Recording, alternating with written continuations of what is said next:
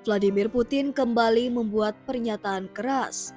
Dalam kunjungan mendadaknya ke wilayah Kursk, Rusia, Presiden Rusia itu mengungkap bahwa pasukan Ukraina menggunakan gereja-gereja sebagai markas militer. Tuduhan ini langsung mengguncang dunia internasional. Apa yang sebenarnya terjadi di Kursk dan bagaimana Rusia merespon tuduhan pelanggaran ini? Dalam pertemuan dengan para pejabat lokal Kursk, Putin menyatakan bahwa banyak gereja rusak parah akibat penyerbuan yang dilakukan militer Ukraina. Ia menuduh pasukan Kiev menggunakan tempat-tempat suci sebagai benteng pertahanan, sebuah praktik yang jika benar melanggar prinsip-prinsip hukum kemanusiaan internasional.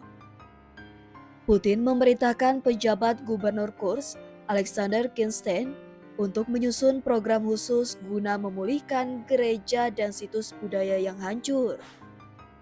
Ia juga menekankan pentingnya peran gereja Ortodoks Rusia yang disebutnya telah selalu bersama rakyat dalam sejarah bangsa. Kunjungan ini menjadi momen penting karena ini pertama kalinya Putin menginjakan kaki di Kursk sejak wilayah itu diklaim berhasil direbut kembali dari pasukan Ukraina bulan lalu. Sejak Agustus 2024, Ukraina meluncurkan serangan ke wilayah perbatasan Rusia, termasuk Kursk, dalam upaya menciptakan tekanan negosiasi dengan Moskow. Namun, pada bulan Maret 2025, pasukan Ukraina mulai dipukul mundur. Putin kala itu menuduh mereka melakukan sabotase dengan sengaja menargetkan situs budaya, industri, hingga infrastruktur energi. Putin menyatakan situasi di Kursk tetap sulit, meskipun secara militer wilayah itu sudah dibebaskan. Pasukan Ukraina masih mencoba menembus perbatasan. Sementara di sisi lain, pemerintah Rusia mempercepat proses pembersihan ranjau dan pembangunan kembali. Warga yang kehilangan rumah dan harta bendanya juga akan menerima bantuan langsung dari negara.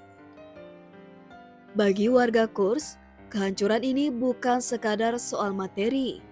Gereja-gereja adalah simbol spiritual dan identitas budaya.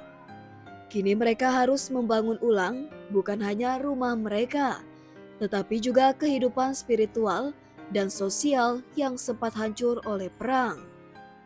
Namun, klaim bahwa Ukraina menggunakan gereja sebagai basis militer masih memicu perdebatan.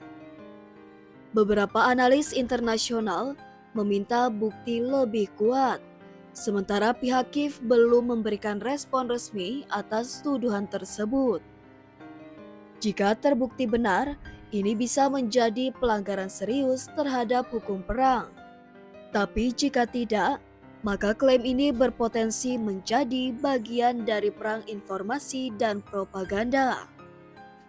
Di tengah konflik yang tak kunjung usai, warga Kursk dan banyak wilayah perbatasan lain di Rusia harus membayar harga yang mahal, kehilangan rumah, warisan budaya, dan rasa aman.